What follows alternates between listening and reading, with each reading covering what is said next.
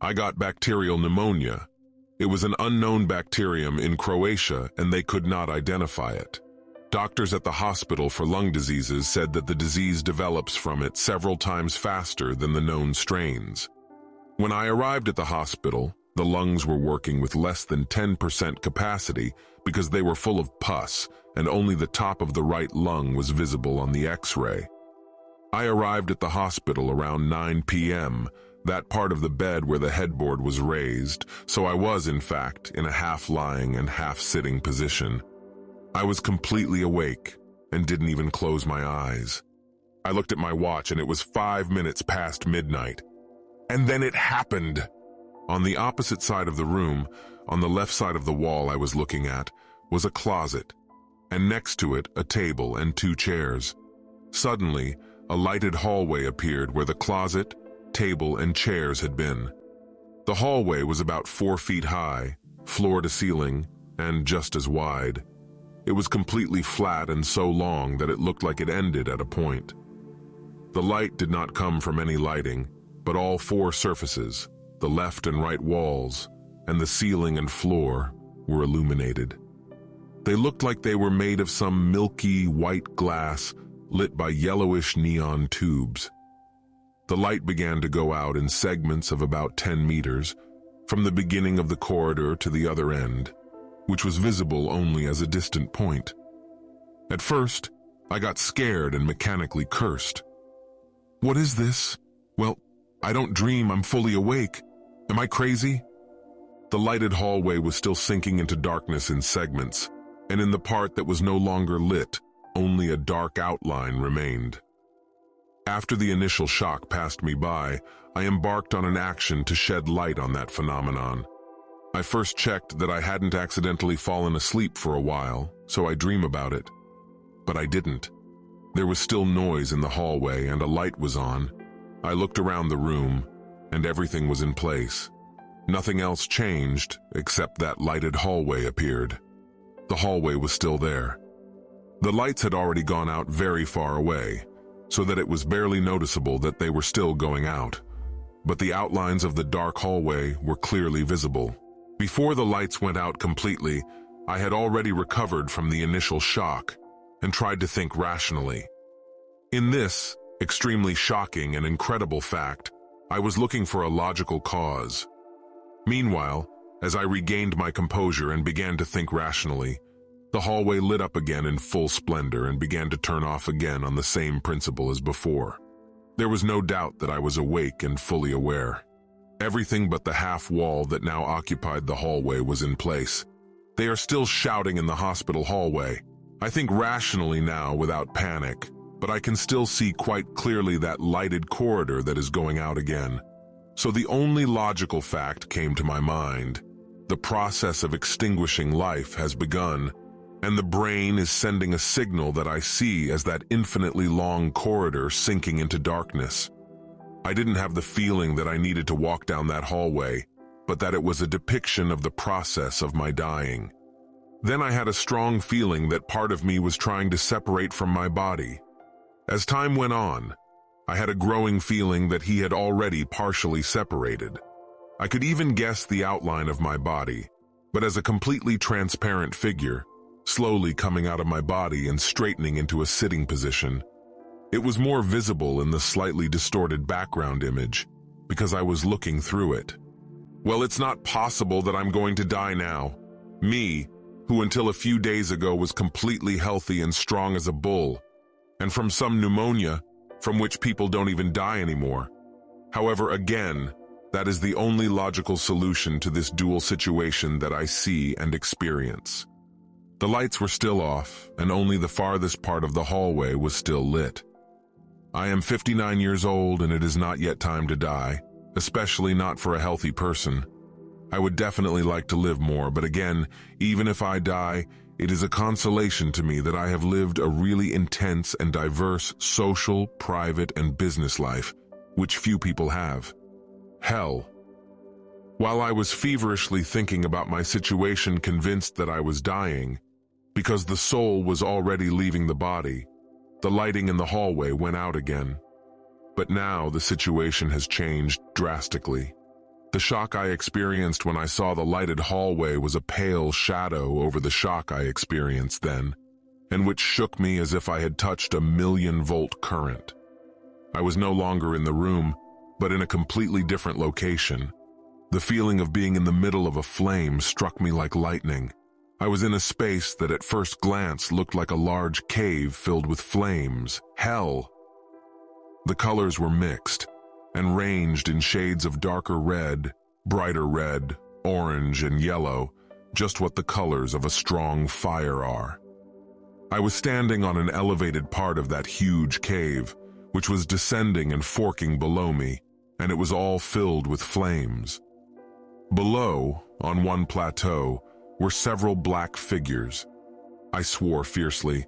So is there really a hell? Did I die and go to hell? Are those black characters servants in hell? And why did I, who all my life tried to live honestly and not hurt anyone, end up in hell? By the way, I didn't believe in that kind of hell. It took a while until I came to myself from the shock. I first noticed that it is not hot at all, but the temperature is normal. Then I took a closer look and found that these bright colors are no flames, but the environment looks like. Not even those black characters stabbed the glowing fairies of some sinful soul as they trumpeted to me in my childhood describing hell, but talk. In the meantime, not to walk, I approached those black characters. It was only then that I looked at where I actually was. I stood on a smooth but uneven light brown rock, and in front and to the left were also vertical rocks, so that above them nothing more could be seen. The rocks were in the colors described, and after I got rid of the hellish shock, they looked really beautiful. These were the warm colors that are most beautiful to me. Then I paid attention to the people in black. One, I call him Boss, was standing about 3 feet and a little to the right in front of me, and 3 were standing about 10 feet away, straight ahead. They were dressed in cloaks, which reached almost to the ground, and had large hoods on their heads. These cloaks looked like those worn by the Franciscan friars, but they were almost completely black. Only a faint shade of brown was noticeable. I looked at the boss a little askance from behind, but I looked the 3 of them directly in the face. Why face? They didn't have faces at all.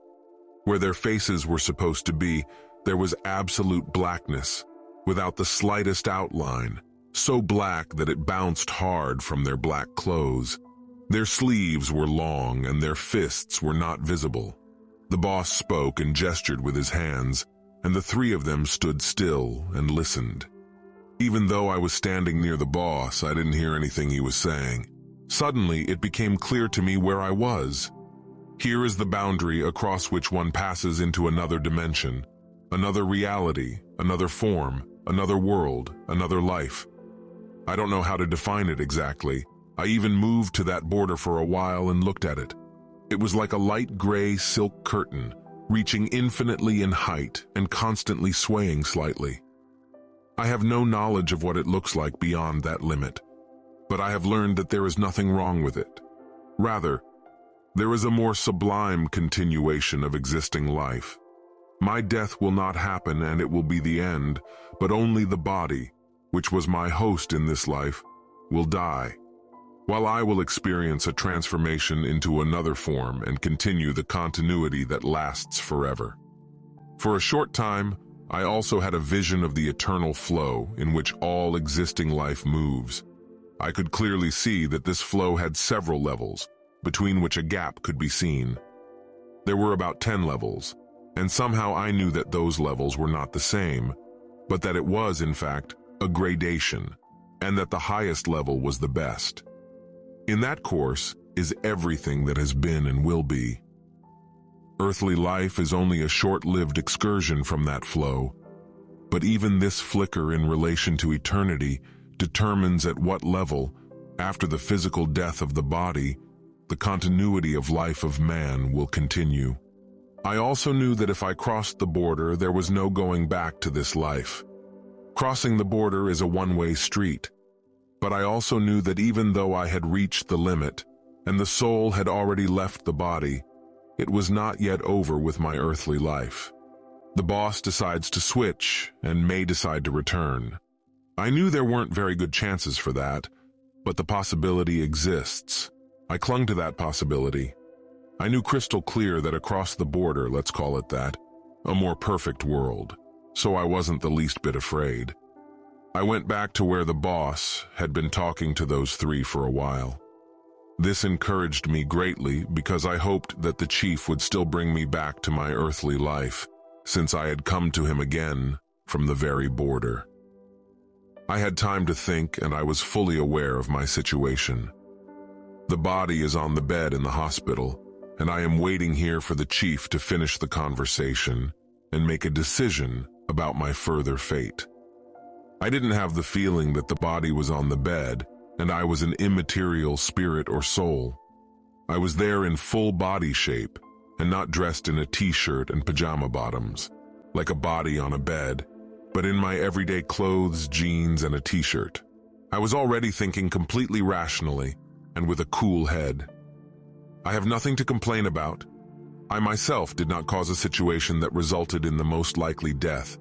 I did not drive too fast or carelessly to cause an accident in which I would be killed, nor did I do anything else recklessly, which would result in this situation in which I find myself. I just picked up a bacterium I got sick from somewhere in the air, most likely at some busy airport where people from all over the world crowd. I didn't even wait to go to the doctor, which would certainly have happened if I hadn't coughed up blood. I would definitely still like to live the existing life. I am still in full strength. All bodily functions serve me well, and as ridiculous as it sounds, I feel young. I have time to cross the border. I will not escape anywhere. The continuity of being, which I am now convinced of, lasts forever, and earthly life is short, so I could live it a little longer. But if the chief decides otherwise, what can I do? Although I still wanted to live the life I had already left, it was not the most important thing to me. I've really lived and experienced things that the vast majority of people don't even come close to experiencing. By then, I had traveled to about 50 countries. I've seen unimaginable beauties and experienced wonderful moments. So if I really have to die, and I'm not too sorry. But I am terribly sorry for my wife, and especially my daughter. My daughter is preparing to take over the running of the company from me, but she is still far from taking over the reins on her own. If I die so suddenly, it will be an unspeakable shock for them, and they will have to take over the running of the company immediately and perform even more complicated procedures of official takeover and transfer of property. They will have no idea that I will continue to exist, but will reckon that I have died, and that this is the end, and mourn for me. That thinking made me very sad, and I anxiously waited for the decision of the boss, who was just finishing the conversation. He crossed his arms at waist height, and then waved them outward, which was a sign that he was done. And then I came to the agenda. The character who stood closest to me pointed to me and said, "What are we going to do with him?" The boss turned to me and measured me twice from head to toe. I could study him well now, for he was facing me, and he was close. There was not the slightest outline of the face, only complete blackness. I had a feeling like I was looking into infinite dark depths. "Let it stay," said the chief. I was overwhelmed with euphoric joy and gratitude. I will still live my life.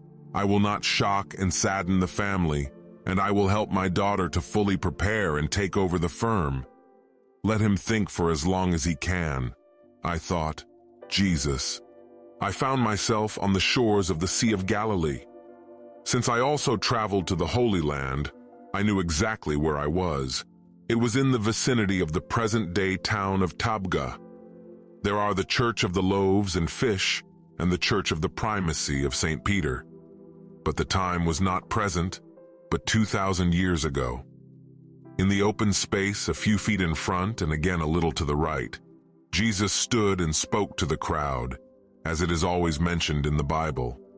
The crowd was some 30, 40 people. Now free from the burden of the certainty of death, I felt great joy, that I have the good fortune and privilege to personally attend such an event, although I cannot call myself a believer in the classical sense. I studied Jesus carefully, trying to remember every detail. Jesus was my height or a few centimeters lower, so between 175 and 180 centimeters. He was dressed in a robe of unpainted linen, but not white, but a slightly yellowish hue. He had dark brown sandals on his feet. His hair was light brown and reached to his shoulders, so I immediately thought that in pictures and movies he is always shown with long hair, and he is not there at all. He was of normal body constitution, perhaps even a little thin. The audience was very different from him in appearance. They were all shorter, of stronger constitution, dark-skinned, and had black hair. They were dressed in tunics that reached just below their knees, made of coarser material and even darker shades, and some were even colored. Jesus spoke of the need to believe in God's order, in other people, and in love and understanding among people. He emphasized the need to believe in the good, but not only to believe but to do good deeds and live accordingly. Words themselves or declarations in accordance with the enumerated nonsense do not mean anything without deeds. One should do good deeds and live according to these principles.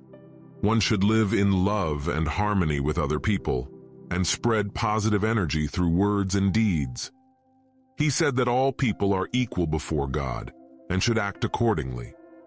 He kept repeating that only faith in God, faith in love among people, living by these principles, doing good deeds, and showing love to others bring reward at the end of life. All who adhere to these principles will be rewarded for their good deeds, and especially those who still in this life experience the knowledge of connection with God. He has mentioned many times that life is eternal, and that the position of every man after death depends on the behavior and deeds done in this life. He talked about all people being connected to God. They just need to experience the knowledge of it. Everyone will experience it, but only at the moment of death. Those who come to this realization while they are still alive are extremely lucky, but in order to reach this realization, they must deserve it with their faith, effort, and deeds. He constantly emphasized that people should behave in accordance with the principles he spoke of in order to receive a reward for those deeds when the time came. One of the audience asked, "And will it really be like that?" "It will be when I say so," Jesus said in a slightly raised voice. After that, we found ourselves in another place. Again, Jesus was giving a similar speech, and the schedule as we stood was the same as the first time. Again, someone, who was not entirely convinced of what Jesus was saying, asked a similar question. Jesus also answered him in a slightly raised voice, and we found ourselves in a new location again. After the third case, in which the scenario from the first two was repeated, it became clear to me that I was always attending the same segment of Jesus' speech. Jesus describes how people should behave, what to believe, and how to live in order to be rewarded at the end of life. And someone in the audience doubts the truth of those words and asks a similar, suspicious question. Well, these parts of Jesus' speech that I attend seem to be meant for me, because I don't literally believe in those descriptions and interpretations as religions present them, I thought. Jesus turned to it and looked at me for a few moments. Then I could study it better. He had light blue eyes and a mild, enigmatic, somewhat dreamy look. His face was straight, framed by a youthful beard, 3 or 4 centimeters long.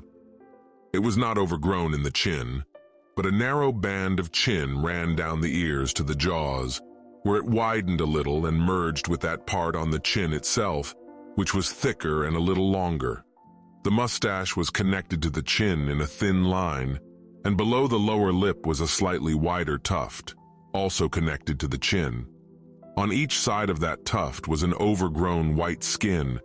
His skin was extremely light and bounced strongly from the dark skin of the listener. After that, we moved to new locations twice more, and the scenario was always similar. The event took place outdoors and was attended by between 20 and 50 people. Jesus spoke of slightly different things each time, but in the same context. He kept repeating that all people are connected to God. They just need to experience the knowledge of it.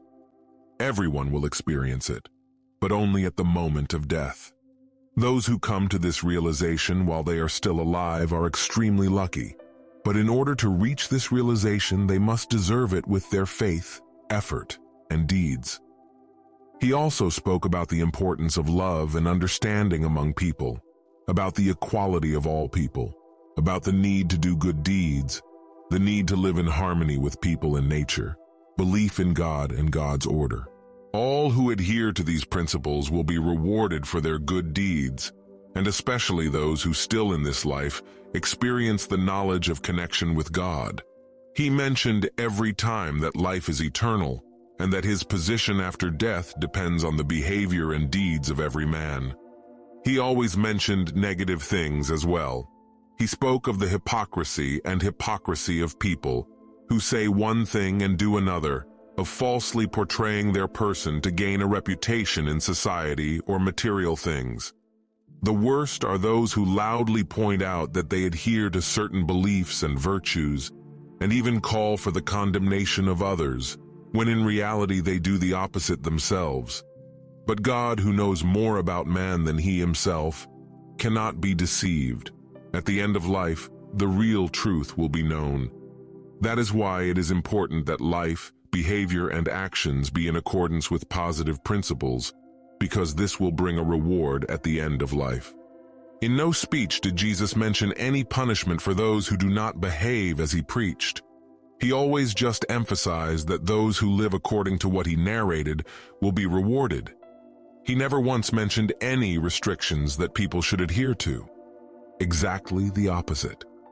All his speeches were imbued with statements that people should strive to spend their lives in pleasure, because only a satisfied man has positive energy. But not to strive for some selfish pleasure, which man will enjoy without regard to the environment, but for pleasure that includes others, which has a positive effect on others, with whom in communion man creates positive energy. He also never once mentioned any religious characteristics, or the need to respect some religious regulations. He did not mention any connection with God at all. He kept repeating about the need to believe in God, in God's order, to believe in the good, to believe in the continuation of this earthly life.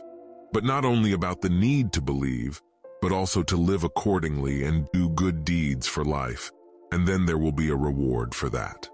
Jesus spoke in much more detail about the things I am describing, but I did not even bother to remember those minor details. First of all, at the beginning I was so fascinated by the fact that I was attending Jesus' speech live that I did not pay too much attention to the facts themselves. With repeated sequences, I remembered all the important facts well. Probably because of that, I also attended more events. Even the ancient Romans had the saying, repetitio est mater studiorum. Repetition is the mother of learning. It did not occur to me then that I would write about it, and that it would be interesting to have as many details as possible. All I had in mind was to tell my experience to as many people as possible, and to convey to them the meaning of Jesus' statements. First, that all people are connected with God, and that at the moment of death everyone will realize this. Secondly, that they should adhere to certain principles, and these are faith in God and love of people, kindness, honesty, positive energy, harmony with people and nature. Those who will strive in life to adhere to these principles as much as possible and live in accordance with them will be rewarded. Since it all took time together, I had time to think about both what I was listening to and what I had experienced while waiting for the chief's decision. I could now clearly illuminate the mystery of those levels of eternal flow, the vision I had. After death, everyone goes into that flow, but it depends on their level. Those who live a more positive life and are filled with positive energy will go to a higher level than they were before, and those with negative energy to a lower one. I was not shown the difference between these levels, but I clearly knew that there was a difference and that higher levels are more valuable. It has also not been shown to me in what form further existence continues, whether as an individual, bringing with it memories, or merging with the energy of its level. I conclude that it still exists as an individual in that whole, because in my vision, it was indicated to me that there is a possibility of moving to a higher level and being in it. Return. When the fifth sequence of my presence to the teachings of Jesus was over, I found myself in the hospital room again. It goes without saying that the experiences described earlier caused a storm in my psyche. Experiencing such amazing things, which I have never heard anyone would experience, caused a real avalanche of emotions.